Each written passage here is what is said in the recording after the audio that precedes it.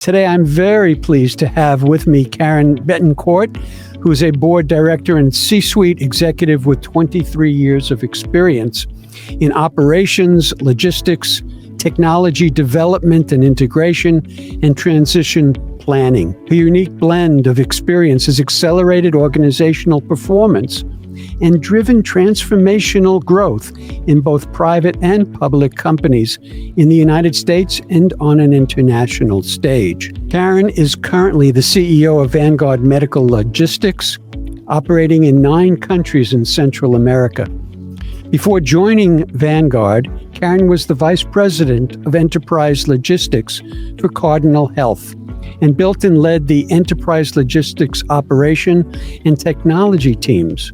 Her role at Cardinal included leading a team of 165 people in operations and directing the work of over 160 technical resources to build and integrate enterprise-wide logistics tools. Her role included strategic initiative execution, knowledge management, technology, change management, and corporate social responsibility. She played a vital role in developing and launching the firm's logistical platform and in enabling the additive growth of the U.S. firm's revenue by more than $2.3 billion in 2022.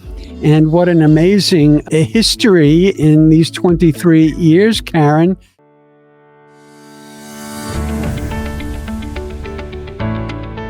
Welcome, leaders. In a world constantly evolving, true leaders need to come from a place of resilience, with vision, and wanting to embrace change, which is all around us. I'm Dr. Stephen Sideroff, and this is Quantum Leadership Podcast, where we look at the principles that connect the mind, body, spirit, and organizational success.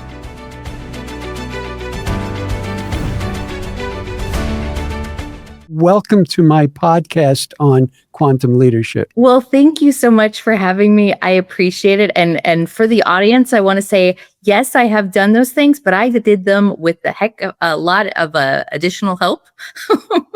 So when you put it all together, I'm like, wow, that's really impressive. And yet there were a lot of other people helping me. Well, I think that's one of the goals and qualities of a good leader is to be able to harness the abilities and the resources and the energy of so many other people. And so they make you look good and you make them look good. That is absolutely the goal. Yes, for sure. Right. So let's start. I would love to hear about your story, your journey to leadership. And I think we have 2 different groups of audience, those who may be on the path toward leadership, and then another group of listeners who are already leaders and looking for that performance edge, that mental edge to take their game to the next level. So I'd love you to start there. Oh, it is a great question. And when you sent over this question, it made me think, because you don't often think about what your leadership journey is. So I will answer starting with when I started to think of myself as a leader, and then probably when I actually started leading, which you lead first, I think, by leading yourself. But I will say I didn't actually get comfortable with the concept of calling myself a leader, because I felt that was a little presumptuous to think that you're good enough to be running people until relatively far in my career. I was probably 15 years into my career, and I was running a building, sortation center at Amazon, and it was Christmas peak. And the building that I was running was in San Bernardino. And if you may remember, there was a domestic terrorism attack. People killed at a workplace within a mile of the site. And I was on site at that with my team members doing our ordinary stuff. And we were not close enough to hear gunfire, but we were close enough to get SWAT, everyone, and be in full lockdown. And ultimately, the terrorists, and I choose to call them that because I think people have a tendency to forget that we have terrorist attacks on native soil.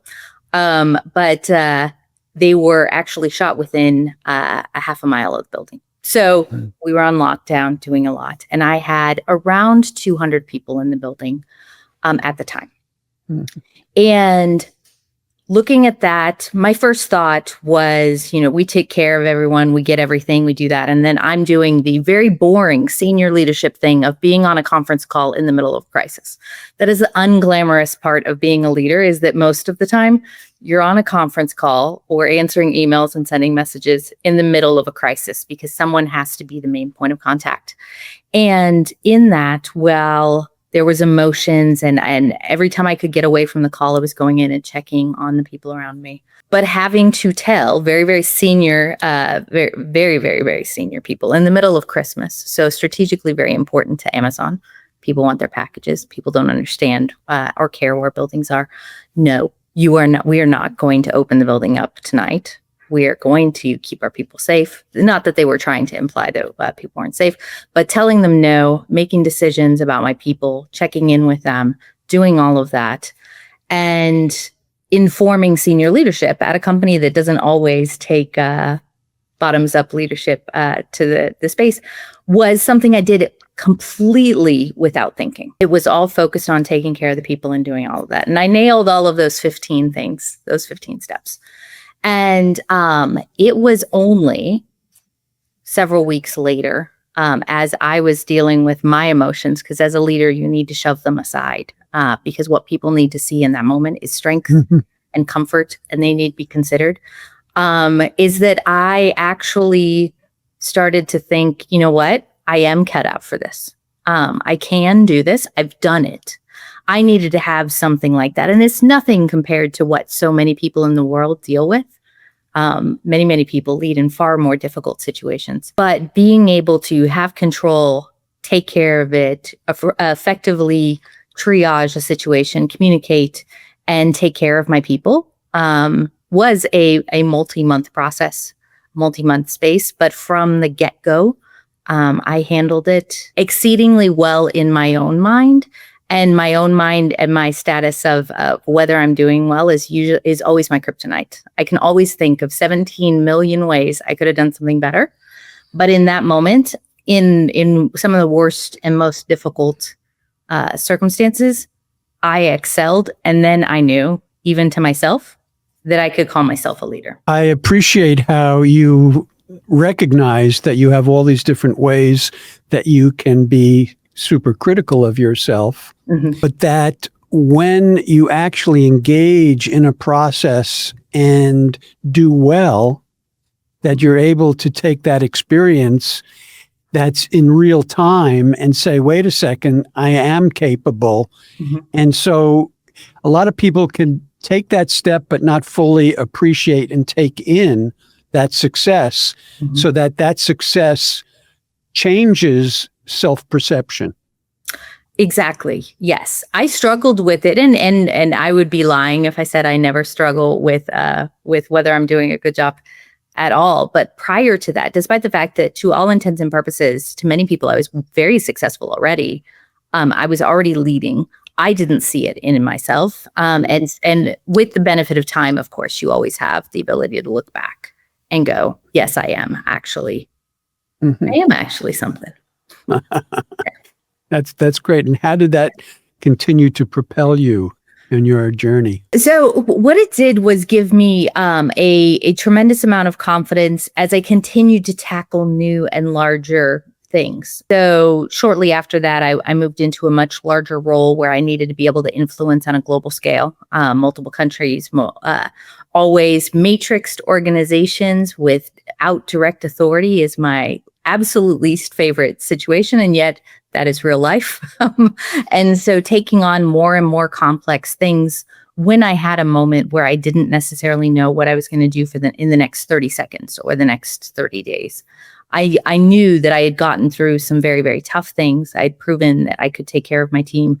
And so I had the trust and the core confidence to be able to say, okay, I'm going to figure this out. I don't know what the answer is right now, but I can make a good enough decision to make it through. And that is what I would say the guiding principle of being able to take bigger risks, bigger leaps, and to be able to ensure that even when the chips are down and things are tough, balancing impact to your team and balancing impact to the business, which are both critically important. My instincts were good and I was going to be able to do it. I needed that kind of crucible moment to be able to trust my own instincts 100%.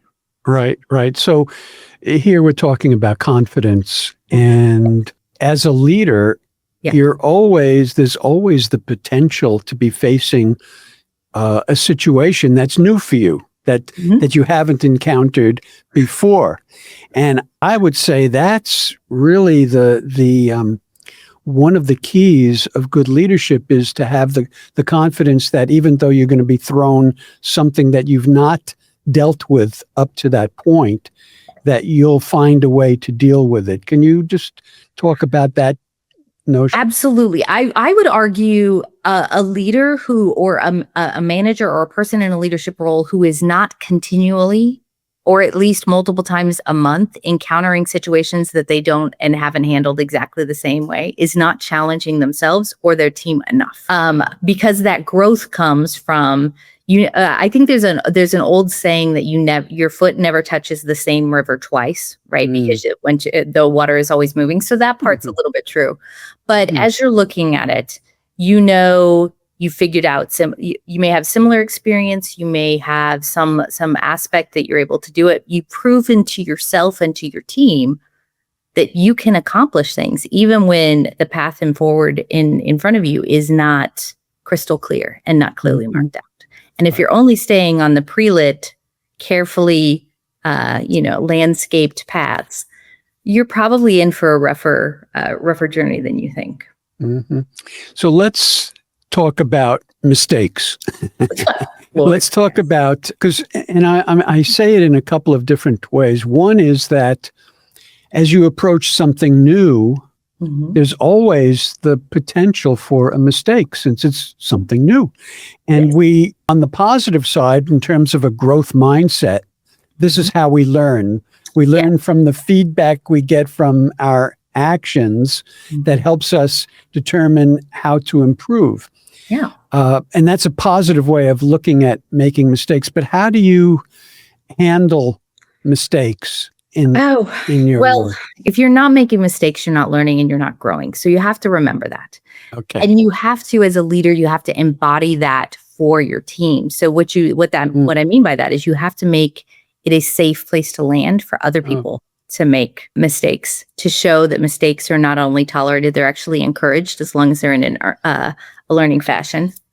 And you have to openly talk about when you've made mistakes. Not in a way and not so frequently that people go, this woman is the most insecure human on the face of the planet. Because a lot of people view admitting failure as a sign of weakness in very, very competitive environments. And so there's obviously a balance, but sharing growth opportunities or when it's gone wrong or going back to a team after perhaps you're only halfway listening or you're thinking about something else, and the tone of your voice or the direction or the attention you give to them in response to something is not tied to what they shared or the avenue, and going back and said, you know what, I could have handled that better. Here's the concern I've had, or, here's what I was trying to share. And those are the kind of small leadership mistakes that you can share and you can engage, and you have to go back and you have to be humble and admit it. The big ones, those are always interesting. The biggest mistakes I've ever made are generally tied to my misassessing the culture I'm in. So I'm operating. Can you give an example? I can give a good example. So I once was at a company brought in for transformation. So always a difficult task when you're doing transformation, because literally the job is to change from one thing to another, and not all stakeholders are always bought in. But I had come from a very generally, and I hate to do regional differences, but it applied in this situation. I come from a very, very West Coast approach. Most of my career was in West Coast or dealing with a lot of Germans, a lot of Europeans who are all a bit more open. And I had a manager at the time who was very adamant that we had to take an approach that worked very, very well for a very well-known Pacific Northwest company and apply it to this Midwestern. Yes. So about as diametrically opposed as you can get. And as part of that, openly disagreeing, bringing things to the forefront, taking that, was having a discussion with a team. And we were talking about whether or not we were strategically aligned with something. And it was a discussion where someone on the call brought up, they were making a proposal. They wanted to hire some more people. They wanted to do all of these things. And I, as the owner of this, had not heard a single thing about this prior to the call. And it was being presented to senior leadership, or it was meant to be presented to senior leadership. But as it turned out, I was the most senior person on the call. A bit that I had forgotten. So remembering your audience, always difficult. So I had forgotten that I was the most senior person on the call. And all I could think about was that I did not agree with anything coming out of this person's mouth. They had not talked to me about any of it. And I reacted and I shared on the call. I said, I am not aligned. I do not understand why we're presenting this as though it's like a fait accompli. It hasn't been brought to me. What is going on? Now, I said it pretty much that way. That is a very strong, very aggressive way of talking if you are on a Midwestern call. Mm. And I had forgotten both that I was the most senior person on the call, and I forgot that I was not in my boardrooms or meeting rooms of old, where people are doing all this kind of stuff. And so the person who this was directed to, there was an audience of another like 15 people on the call. And this person was not on camera for this. So that's also, if I had gotten the visual of this person, I would have stopped immediately. Like the first third of a word would have stopped if I had been able to recognize that. But I was missing all my visual cues, and came on the call, and she sounded a little caught in her throat. She was upset. Because here's this random aggressive woman coming out saying she doesn't agree. You know, this woman should have talked to me about it. She hadn't. So there was a mistake. And she was explaining her perspective with this catch in her throat. And I handled this absolutely, because I believe that all emotions within reason should be present in the workplace. If you're upset, we should talk about it. Mm-hmm. We should do all of those kind of things. And so I said, "Hey guys, I want you to understand," because she said what she said, and I felt I needed to speak. And so I said, "Here's what I want. I want everyone to bring these things to it," and I explained my perspective. Lord, I was digging my own grave deeper and deeper in this, because that is not how you handle it in a Midwestern company. You pull the people aside, you give them space to do this, you recognize that you shouldn't be aggressive and doing all these kind of things. And I had completely forgotten where I was. So even though I was leading authentically to myself, I was being true to everything and all those kind of things. Mm-hmm. The audience. Now, it was absolute mismatch between audience and message, and went completely sideways. Mm-hmm. So hopefully that was answering what you heard. Well, how did you recover from that? So stopped the call after that, came back and had small group sessions with each of the people, or small groups that were with it. The woman who was particularly upset had a lot of stuff going on. So I let people who had closer relationships with her handle that. You have to understand when you're not the right person or the right relationship to go in. Like, it's important, especially when going back to that.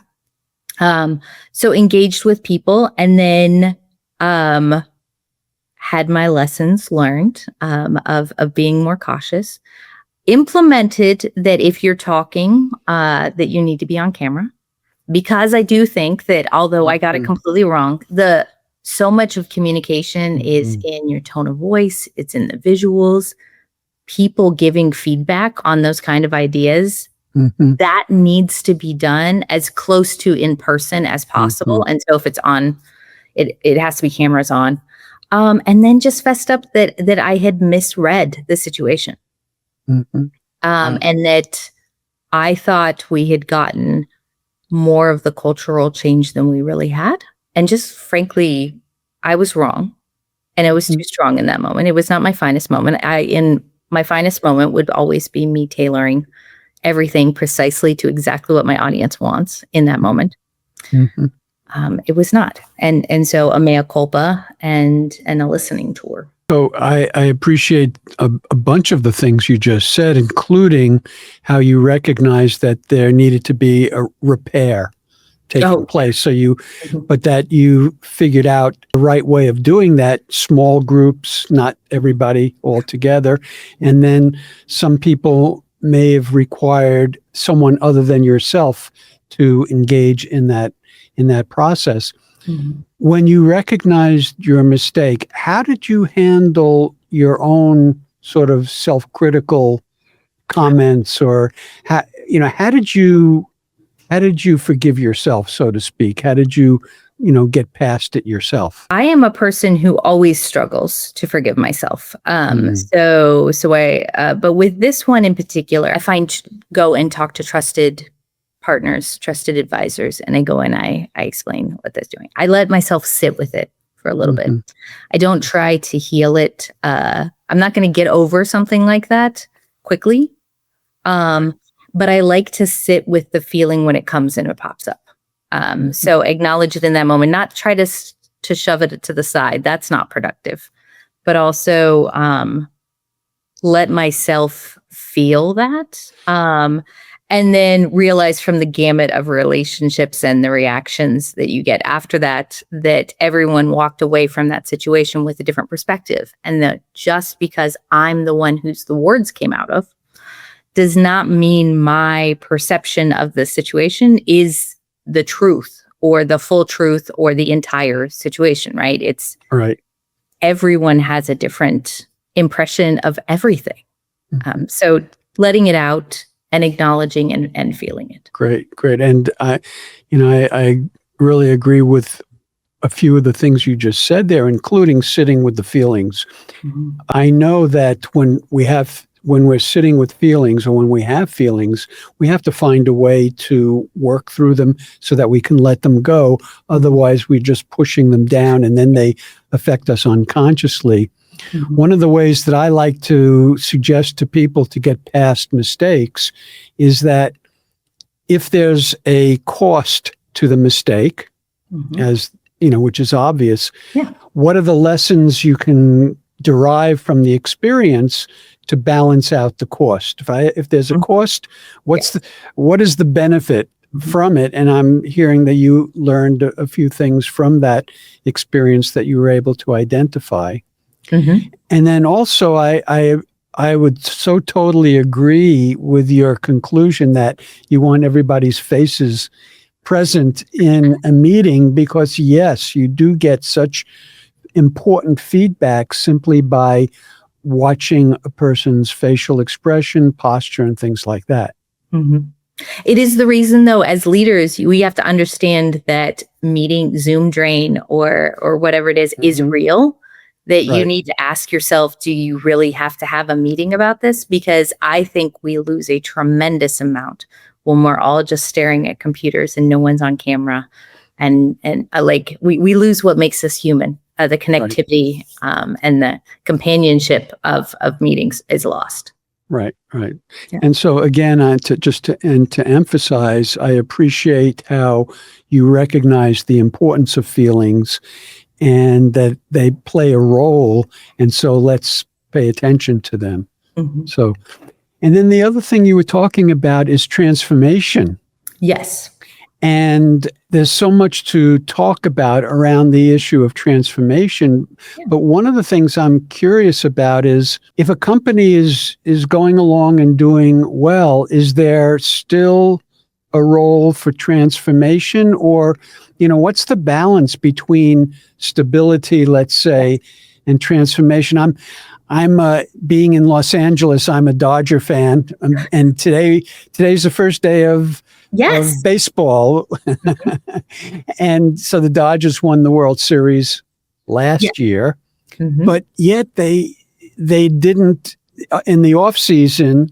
They almost acted as if they were in last place. They went out and got two amazing pitchers and improved themselves. So where do you come down on with this balance between maintaining stability when things are working and transformation? It's an excellent question. I would say that the reason the Dodgers in the offseason doing those acquisitions is the reason why 29.3% of the sports writers believe they have a chance of a repeat of the World Series. 70%. Hey, I'm glad I got a fellow sports person here. There you go. Yes. Good lessons. And it's, right. You should always be upgrading. So upgrading or replenishing your talent or assessing where you are is, to my mind, different than transformation. And so you should always be looking to hone your skills, say where are the gaps, what are the things that we're doing. And because you have staggered skill levels and injury levels or acquisitions, you want to take advantage of someone new coming on the market. You want to do those kind of things. But transformation, especially radical transformation, is something that in my mind, almost every company does when it's far too late. It's when business is beginning to suffer or they've realized there's an issue. And so it's both earlier than you want to do it, but not constant, because if you are constantly trying to transform, you never allow yourself to get into a steady state that allows you to have a strong foundation to build. So if we keep with Dodgers, right, they have Shohei Ohtani, they have a couple of others that are solid, right? They know they have a good base of pitching. I think his Tommy John recovery is completely over and he's able to pitch this year. Yes. Well, they're hoping and they expect, but they shut his progress down a little bit because they have a lot of good pitchers. They need his bat more than his pitching, so they don't want to disturb his preparation for hitting.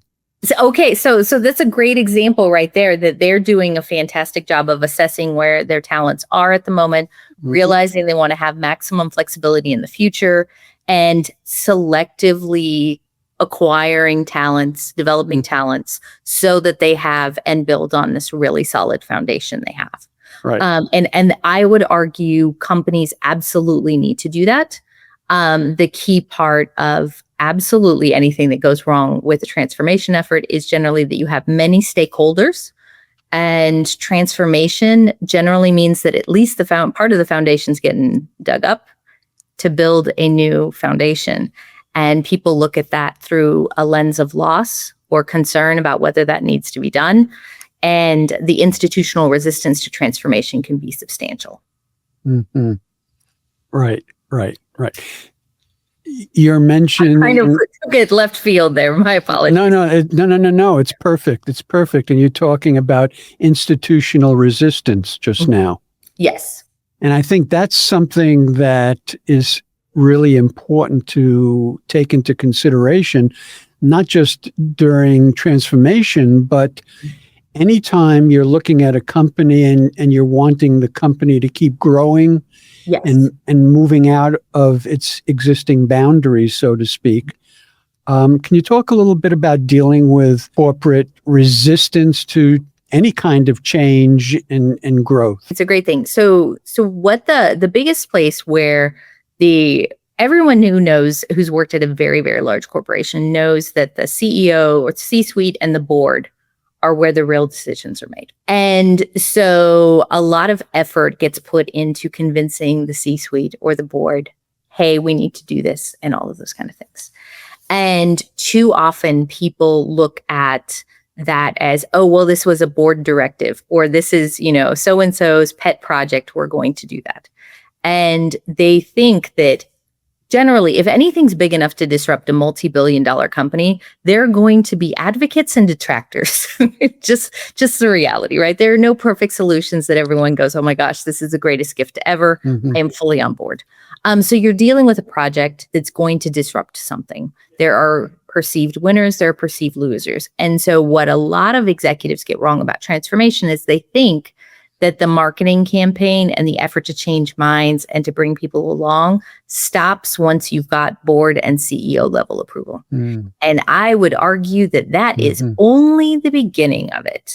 You actually have a bullseye on your back generally if you have gotten board level approval, if you have gotten multiple millions of dollars invested in yours, because those are funds and those are efforts and initiative and attention that are no longer available for others. And so you have to bring people along in that journey. You have to remember that no one in a multi-billion-dollar company has all of the pieces of information. So you are constantly needing to remind people, here's where we started, here's why we're doing this, here's what we've learned, here's what we're changing, in a way that resonates within that culture. And each culture is different, even within divisions of a company. And so you have to tackle it so that your message is heard by each one of those divisions, which is interesting. And then you have to keep your enemies closer than close. I'm butchering that. Keep your friends close and keep your enemies closer, I think is the saying. And you need to confront and engage with people when they are not supporting things. And it is easier to try to hang your coattails on, well, so-and-so said we're doing this, so I don't care. I'm just going to power through. I've seen that backfire in many situations because leaders change, priorities change. And if you're not building support from the ground up and engaging with detractors in a way that they understand what's going on, you will not actually achieve the transformation you're tasked with. Right. And you brought up culture. And I'm glad you brought that up because it's one of my questions on my list here. And as something very important. And I like to say that there's always going to be a culture, whether you plan on it or not. Whether you just have a vision for that culture and guide the company toward that vision or not, there will develop either consciously or unconsciously a culture. Can you talk about your efforts to create culture in your organizations and what that looks like? I would say there's the culture you think you have, there's the culture that you want to have, and then there's the culture that you have. And anytime you're dealing with more than 15 people, I would argue you've probably got all three versions of that culture. But the key portions of culture that are critically important is you have to give safety to be able to bring up information. You have to not over rely on people speaking up. There's a tendency to say, oh, well, we have a great culture, an open door policy here. People will always tell us what we need to know. That has never been true in any situations that I have ever been part of. And so we have a space where you have to go out and you have to seek. You have to model the behavior that you want to see from your teams. You have to reward in ways that tie out to that individual person, the behavior that you see them modeling that you want to continue. And you have to be transparent. You have to be as transparent as you can be with what you know and what you don't know. If you want to get transparency and authenticity and openness back from your teams. If you want to be safe or you don't want to ever be told anything that is inconvenient, guess what?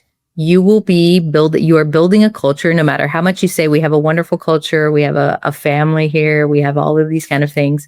You are creating a culture where it is not safe to tell you things. And eventually people will either just not tell you things or they will self-select out and you will justify those things. So you have to ask yourself, why do I have attrition? What does my hiring look like? Do I have people who were engaged 6 months ago that aren't engaged now? Why do I know? When's the last time I asked and encouraged people to tell me something I don't want to hear? How did I react? So a high level of introspection and then ensuring that you're modeling the behavior you want to see. Well, that was a good list that you just gave. One of the things you mentioned is rewarding. How do you reward? It has to be unique to the person. So some people, I'm a big believer. I will tell people in the moment, thank you so much. That was fantastic. The words, small words of praise tied very quickly to whatever it was. Sometimes it's cash rewards, right? Sometimes it's recognition on a big wall. Sometimes people love to see their name, depending on who they are, they love to see their name up there on those kind of things. But it's with deeper relationships. It's recognizing that if somebody gave you a cost savings idea, seeing if there's a way not to just give them a mug or a t-shirt that says, yay, I work here, right? But is there a way to create a new program where you turn in a savings idea that saved the company $50,000? Yeah, let's see if we can kick you back some portion of that, right? As a reward. So it's a mixture of financial and recognition and relationships. Some people really, really just, especially as you get these fancier job titles, just time with you. So it can be lunches out, those kind of things. There's a gamut, and it all depends on the people. Do you find that there's a way that you can actually measure culture? Well, I say no, because you can tell when culture's bad. Turnover is rampant. You're probably losing customers, productivity or profitability is tanking, right? You can tell when culture's really bad, but at that point it's at crisis level, and you may not have all of the tools available to fix it. Depends on what's causing all of those things. Then you can tell when culture is probably good. You cannot tell when culture is actually good, but when you're highly profitable, retention is great, nobody's complaining, you can probably say, my culture is probably good. But in my experience, you need to go and see, is anyone cooking the books? Am I measuring the right things? Because humans are not generally a population of people who are always super happy. If everyone is very quiet, everything's going well, that is usually a finite, very short period of time. And so you need to look at it and go, let me dig in and make sure that this is okay. Am I really getting the information I need to? And I've seen that happen in companies where things are generally good. There's explanations for everything. If there is a financial miss or a metrics miss, it's easily explained. And people who are layered CEOs on top of CEOs or SVPs on top, all of those kind of things will go, oh, that's great. Okay, well, when's the last time you went to a site? When's the last time you talked to someone who's 17 levels down? What is their experience? And the culture at the top can very frequently be very, very different than the culture being felt by the people who are doing the work. And so you really have to, when things are really good, you have to start doing the digging. Yeah, so that too I appreciate, because what you're saying is engaging in a conscious effort to not have any blind spots. Yes. You'll always have blind spots, but you need to consciously try to eliminate them. As a woman, what specific obstacles have you faced in your career and your journey to leadership, either leading up to it that made it more difficult for you, or as a leader that made it more difficult for you? I have had a career that has encountered many, many of the difficulties that can come as being a woman. And I have a woman I know who swears that she's never had any bad influences or treatment because she's a woman. And I think I'm the counterbalance to her. Like, we're the yin and the yang. She got the golden one and I got the crappy one. So I probably have had. Right. I've encountered a lot of it. I am in many ways very stereotypically female, very, very, very womanly-ish. That sounds very weird. There's probably a better word for it. So quite frequently people will actually openly tell me, and especially when I was younger, people would tell me, oh, well, that's ludicrous. Why are you talking? Or, oh, you would have gotten promoted except you got pregnant, those kind of things, like actually openly, those kind of things. But, or I had to learn and learn how to deal with a guy who meant it as a compliment and would yell how beautiful I was, across the dock, the shipping dock, which he was very far away for the audience who's watching this. So his eyesight was clearly bad, but like, how do you engage with that kind of behavior, right? So I've had all of those things. I'm generally, I think one of the biggest things is that I'm usually not very stereotypically emotional. I'm very practical. I'm very numbers driven and all those kind of things. To the point, though, whenever I did show any emotion, because things were tough, or, like I was particularly frustrated, people lost their mind, didn't know how to handle the emotion from the typical, very mature, very put together, very numbers driven woman. All of a sudden, like, it went from, oh, she's just the leader, to, oh, holy crap, this is a woman sitting in front of me and she's like, looks like she might tear up. What the hell am I supposed to do now? Sometimes makes people realize all of a sudden they don't know how to deal with it. I don't know that I answered your question. I kind of went all over. No, it's all relevant. I think but what I would ask in addition is, did you experience any of these situations as obstacles, as you're not being treated fairly because of being a woman? And then how did you deal with that? In my experience, as soon as you try to label something, oh, I'm being treated this way because I'm a woman, instantly you lose all credibility. They would look at you and go, you're just going for the easy space. Mm-hmm. I have not found much success. And in many cases, I didn't who the hell is going to fix it? The guy who thinks he's paying me a compliment and yet shouting it out across I'll deal with him. I didn't view them as obstacles. I viewed them as things to get through and just deal with. Because for the vast majority of my career, at one point, I was an operations manager at a retailer, and there were 16 people at my level. I was the only woman.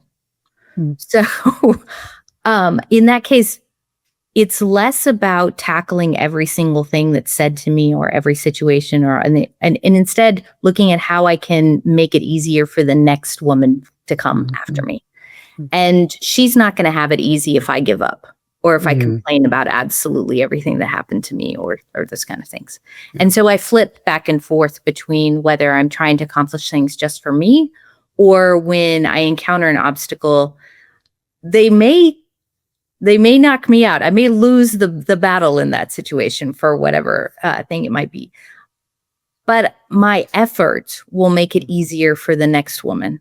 And so I focus in those moments of, maybe I'm trailblazing. Trailblazing is not easy. People forget that. Right. Absolutely terrible. Yeah. And so you experience these situations as challenges, as I'm hearing. Mm-hmm. Yeah. And also I'm also hearing sort of an acceptance. This is the landscape. This is the landscape I'm dealing with. And so I don't even have to ask the question, is it a gender issue? This is what I'm facing. How do I handle it in the best possible way? Yes. And that's probably really my philosophy of life. I happen to have 2 daughters. They're now teenagers. And I tell them— I have 2 daughters also. Oh, okay. Oh, very cool. That's awesome. Yeah. And I tell them, while we're trying to fix the world, we still have to operate in it.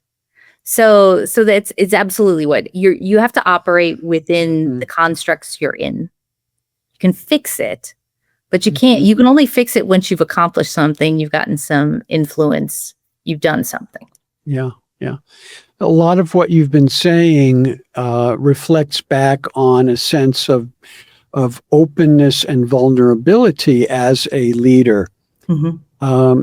Can you say a little bit about that notion of leading from a place of openness and vulnerability? It is, what I will say is, it's the only way I know how to be authentic and to also kind of tie to, I'm trying to make the world a better place or the workplace better for everyone, which means I need to be open and talking about what's going on. What are the thoughts? What are the things we're spacing? The vulnerability piece is very tough because I naturally do it, but I have been in many times that vulnerability is looked at as a point to to poke me on, or to, depending on the situation, people have tried to take advantage of those vulnerabilities. And you have to realize that by being open and being vulnerable, you are perhaps giving people ammunition to be able to do that, but you're going to walk away stronger by having gone through it, and modeled the behavior, going back to what we were talking about with culture, you want to see in the team. Right. So you're comfortable in your approach, even though it may create some resistance, conflict, etc. I am wildly comfortable with my approach, and yet spend a tremendous amount of time trying to figure out how I could be better, do it, improve. Why did I do that is a conversation that I occasionally hear myself saying out loud. Like, why did I just? So it's something I work through, but I am super comfortable with it. I only know how to be myself. Yeah. The me of today is better than the me of yesterday, and that will continue to be true. Yeah, well, I appreciate you sort of revealing that struggle within you. Mm-hmm. And I think that struggles are okay to have. And particularly when I hear you being very comfortable in your approach, even though it creates these struggles. So it's to me, it's a really good balance between being well-grounded, and even though you're well-grounded, some of these things create struggles, and that's okay. Well, I appreciate you saying that. It's definitely is something that I don't see a lot of amongst other leaders. It's not something that's always that level of openness and vulnerability. At times is perceived as an indicator that people are used to a much more strident and more confident perception, or presentation. And so I like to think that I'm encouraging other people to do it. You're a great model, a great role model. I appreciate it. Well, I need to accomplish a lot more things, and then we can say that I'm a great role model for anything. Okay. Well, you may need to do that, but I can say it now. You're very kind. I appreciate it. This has been a wonderful conversation. We've touched on so many great things. I have just a couple more questions. One is, can you talk a little bit about your vision as a leader and what goes into the vision, how you find that vision or be with that vision, and just share a little bit about that concept for our audience? My vision for individual businesses or situations obviously is situation specific, but if I talk about my vision for a team, anyone who I'm fortunate enough to have a team or company or anything that I'm building, it's always, are we better tomorrow than we were today? So are we continually improving? Even if things aren't going our way, are we more fully talented? Are we accomplishing more with less effort? Are we better? And are we making situations better by being involved by it? So it's both, not just us enhancing ourselves, but actually are we embracing and improving the operation and the space that we're operating in. So that is the big one. And I'm a big believer in Jeff Bezos's regret minimization. You will never get through life without regrets. It would also take away the value of life and learning if you could do that. But what you want to do is minimize it, and you want to be able to go to sleep every night knowing you did the very best you could with the skills you had that day. And so if I'm building a team where people are growing, where we are leaving things better, where we are improving and moving forward, then that is my vision for the absolute best team that you can have. Mm-hmm. Beautiful, beautiful.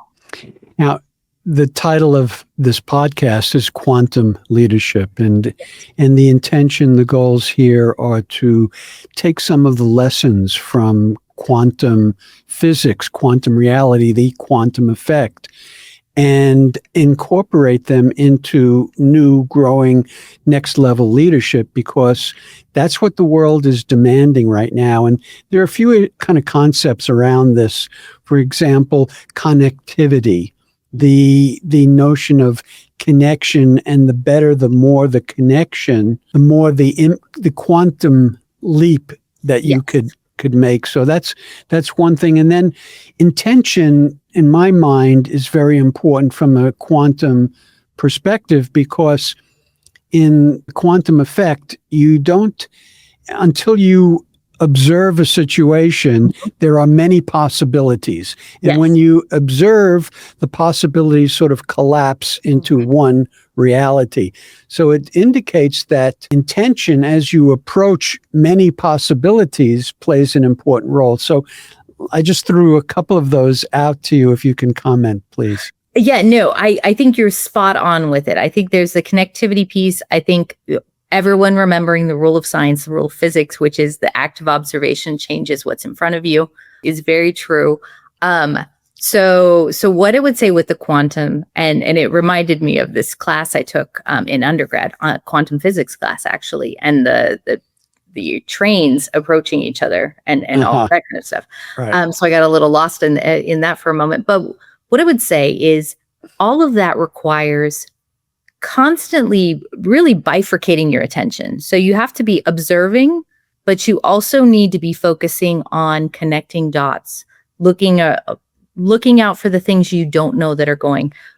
We talked about it earlier, but the blind spots. So you have to constantly be both observing what's going on here and then connecting dots and communicating. Boy, people do not do enough of the communicating. And communicating is not just talking at people or talking to people. It's actually also having difficult conversations, which I would argue is the biggest differentiator between companies that are able to do quantum leaps than companies that just make tiny improvements, which is there's a collision of atoms. There's all of these things colliding, the realities. It's the multiverse, Doctor Strange, all of that coming together, swirling. Right. And having the conversations and challenging your beliefs, challenging the beliefs of others is critical if you're going to make that step function quantum leap into whatever it is you want to do. And it is the easiest thing to deprioritize because nobody wants to have difficult conversations. Mm-hmm. They're not enjoyable. By definition, they wouldn't be called difficult if they were enjoyable. Right. But that would be the biggest space. Now, my physics calculations of the train speeds and all of that kind of stuff, that's where I went a little sideways. But aside from that, I think that's how I would tie the leadership principles to quantum. Beautiful, beautiful. Thank you. Thank you. Is there anything that I've not asked you that you want to share before we come to a close? I thought you were going to ask me who my favorite leaders were. Great question. Only because I had to spend a lot of time because I had a long list. So I have three. If I could share them quickly. Yes, absolutely. So Christine Lagarde, who is the president of the European Central Bank, previously head of IMF. I admire for being a true trailblazer and also always being willing to speak her truth and delivering messages that are not always easy to deliver. Laureen Powell-Jobs and the Emerson Collective, but her ability to kind of influence behind the scenes with the largely unexpected gift and what would frankly many people would be thrown off by inheriting that fortune. What do you do with it? But she's actually being the change she wants to see and comfortable not being in the limelight. And then the last, Kris Jenner, who is my most random space. But what I think Kris Jenner does more than anyone else that I see on the planet, aside from LVMH's chairman, Bernard, is set up a world for her children. She may not, Bernard is a different situation in that, but she may not have ever achieved the levels of skill or talent or notoriety as her children, but she's actually created a world and set it up so that her children are actually able to be wildly successful. And so the last one, I figure I may never achieve the levels of leadership that I would personally aspire to achieve, but I'm going to make damn sure that the world is a better place for my two daughters and for any grandchildren after that. Beautiful, beautiful. If people want to reach out to you, how can they do that, Karen?